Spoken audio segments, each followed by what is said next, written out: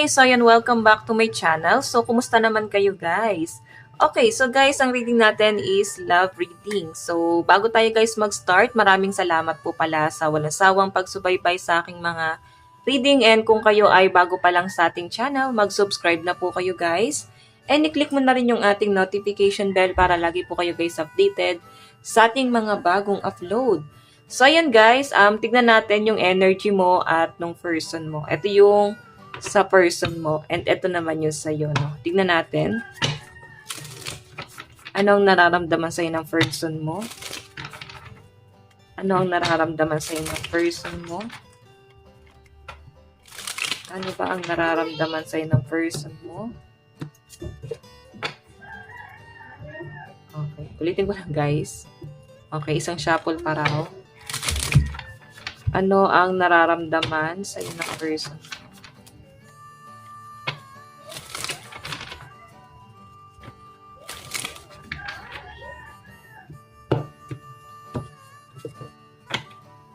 Okay. Then ikaw, ano naman ang nararamdaman mo kay person? Ano ang nararamdaman mo kay person?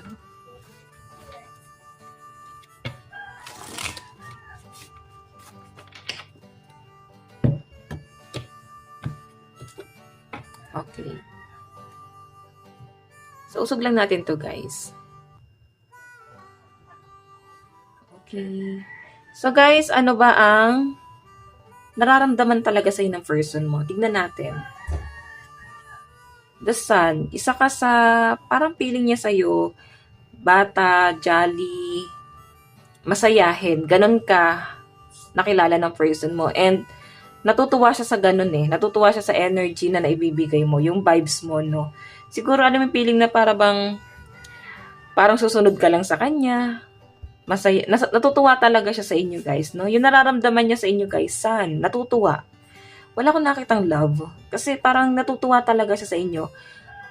And I think yun, dun siya guys na-attach dun sa personality mo. Siguro kung love man tong matatawag, pero mas lamang kasi guys na natutuwa sa inyo yung person mo. Mas gusto niya na nakakausap ka. Siguro tingin niya sa'yo is someone na parang kaibigan or someone na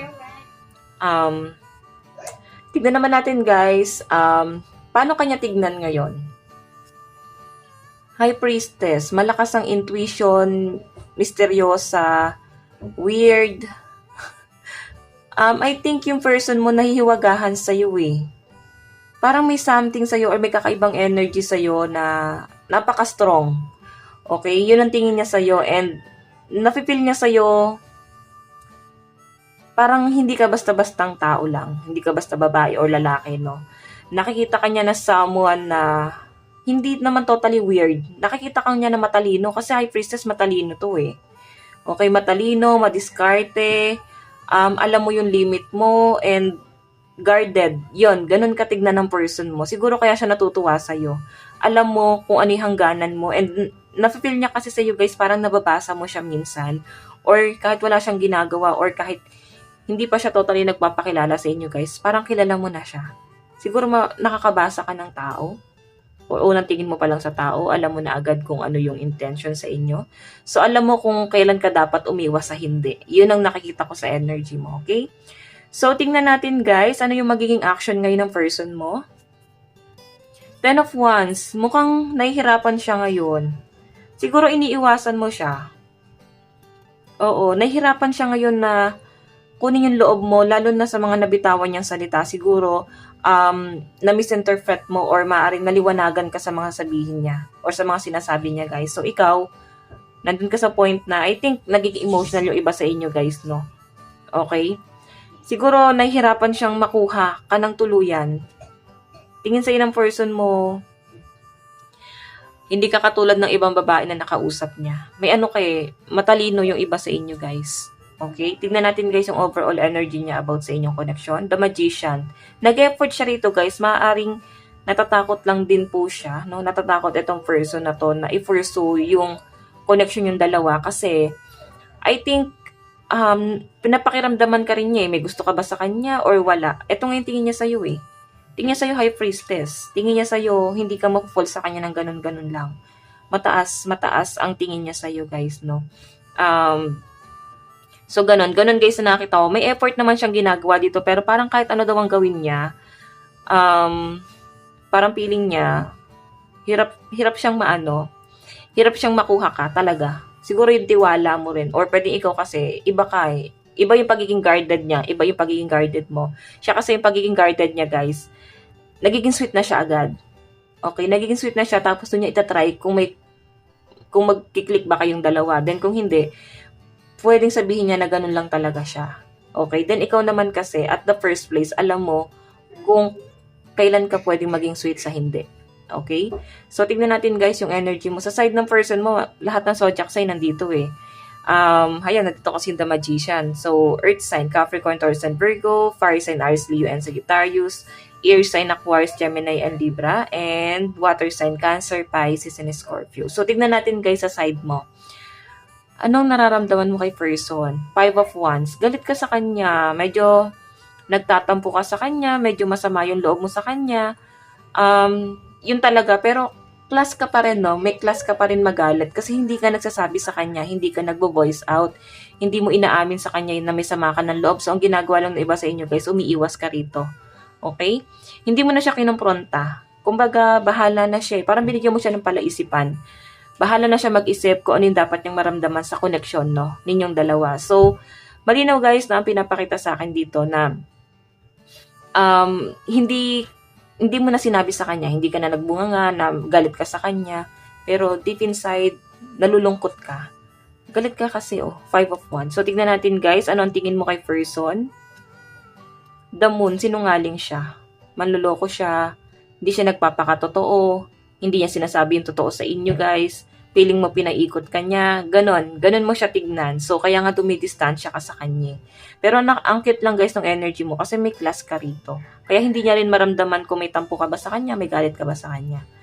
Yon, okay? So, kaya nga the moon yung energy mo. Yung tingin mo sa kanya kasi nga, feeling mo lahat ng pinakita niya sa inyo guys, hindi totoo. Feeling mo lahat ng ginawa niya sa inyo guys, may ibang intention siya doon.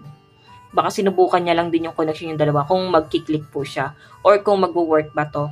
Pero, ayun nga guys, sa kanya natin siguro ata nang galing. Kasi meron siyang mga binitawan na salita rito na parang sinabi rito na parang dapat hindi niya na sinabi sa inyo.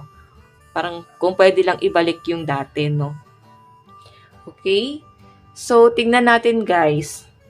Ano yung yung action mo pala. Knight of Swords, galit ka sa kanya. Umiiwas ka talaga sa kanya. Ayaw mo nang pahirapan yung sarili mo sa kanya, no? Pero alam mo, kahit galit ka sa kanya, hindi ka naman parang wala ka namang hiniling na pwedeng ikapahamak niya. Okay? So, nakikita ko lang dito, guys, Knight of Swords. Sa sarili mo na lang yung galit, eh. Hindi mo na nilalabas pa. Ayaw mo kasi ng issue. Okay, so tignan natin guys yung overall energy. Ace of Cups. Gusto mo na lang ulit maging masaya, mag-relax, mag-enjoy. Nakakatuwa yung energy mo kasi napaka-logical mong tao. Napaka-matured and napaka-classy. Ganun yung energy mo, no? And sobrang mapagpatawad yung energy mo. So guys, sa side mo, malakas ang energy ng Fire sign, Aries, Leo, and Sagittarius, Aquarius, Gemini, and Libra, and Water sign, Cancer, Pisces, and Scorpio. Tignan natin guys yung bottom of the deck ni person. Meron tayong Page of Swords. So, uunti-untiin kanyang iwasan guys. Hindi siya guys yung parang biglaan na bigla ka na lang yung lalayasan. Hindi. I think nag-a-assume pa rin siya, umaasa pa rin siya na baka magbago yung isip mo. Tignan naman natin guys sa side mo, overall energy, Knight of Cups. Mapagpatawad ka naman. Mabilis ka naman magpatawad, pero this time ayaw mo na talaga siyang kausap. Parang kailangan mo muna ng time para sa sarili mo. Gusto mo lang muna talagang mag-relax dito guys, no? Okay, ayusin ko lang guys tong camera natin. So, ayan. Okay, tignan natin guys ang inyong love advice. Ano ba yung dapat dito sa connection na to?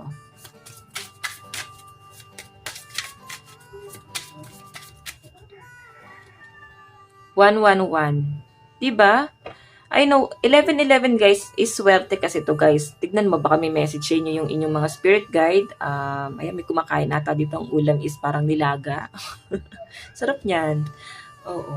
May naka-feel lang ako guys, no? Parang may mga kumakain habang nanonood sa atin.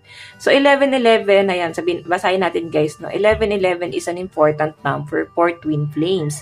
It symbolized the harmony and balance of soul counterparts. So, I think, pinagtagpo kayo kasi hindi siya guys pinagtagpo lang para paglaruan kayo ng tadhana, kundi may mensahe din si universe dito guys. So hayan, check mo kung ano yung angel number 1111, okay? So tignan natin guys na napatungo itong connection na to. Iligpit muna natin to guys.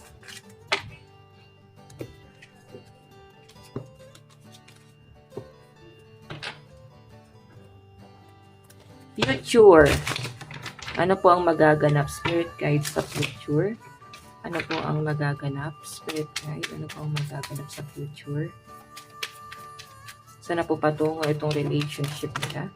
So guys, meron tayong 4 of Cups. Mabait ka kasi. I think may new beginning guys na mangyayari dito. Oo, death. Ayan no. Magkakaroon guys ng pagbabago about dito sa connection na to guys. Wheel of Fortune, Knight of Coins, death. So I think may offer pa rin siya. Siguro guys mabagal or hindi mo talaga to guys kakausapin muna. Siguro nakwanta kayo guys, ikaw na yung umiiwas. Pero ang nakakatuwa dito guys, sobrang nice mo pa rin sa kanya, no? Nandun sa point na pag nag-offer siya, kinakausap mo naman siya guys, hindi mo naman siya pinapakitaan ng masama. Sobrang mabait din talaga yung iba sa inyo. Parang normal lang guys, yung ginawa mong ano dito guys, no? Action. Nagpapaka-natural ka lang talaga sa taong to guys. Mabagal siya eh. Wheel of Fortune, I think inaantay ka rin niya guys. Mukhang hindi kayo guys magkaintindihan. So malinaw guys yung energy ng mga walang label dito. May potential dito sa connection na to guys, pero natatakot kasi. May mga natatakot. Pero sa future daw guys, I think parang may second chance dito. Kumbaga yun na udlot na pag-ibig ngayon guys, ay pwedeng sa future nyo ito guys ipagpapatuloy. Okay, tignan natin guys, ano ba ang mensahe sa inyo ng inyong person ngayon? Ano ba ang mensahe sa inyo ng person mo? So guys, malakas ang energy ng water sign, Cancer, Pisces, and Scorpio, Capricorn, Taurus, and Virgo. Okay, mensahe. I want to tell you how I feel. So I think guys, itong person na to, marami rin siyang gustong sabihin sa inyo guys. Maaring natatakot lang siya ma-reject, ma-disappoint, or maaring may mga bagay na nagpipigil lang din sa kanya guys. Okay?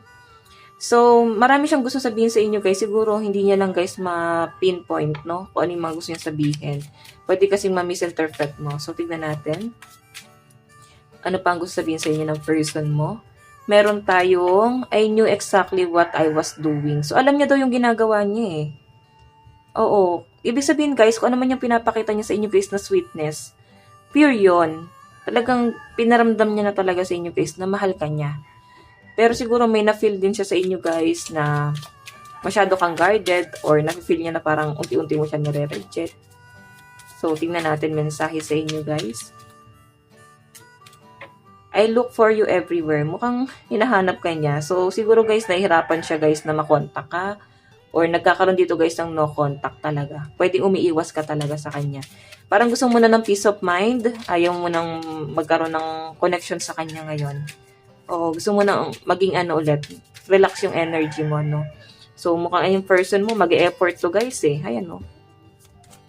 Tignan natin. Meron tayong I feel you even though we are apart.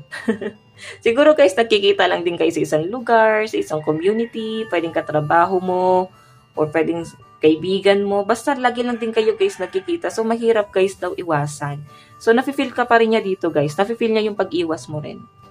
Okay? So, ayan guys, ito lang naman ang inyong reading. Hanggang sa muli. God bless and love you all. Thank you.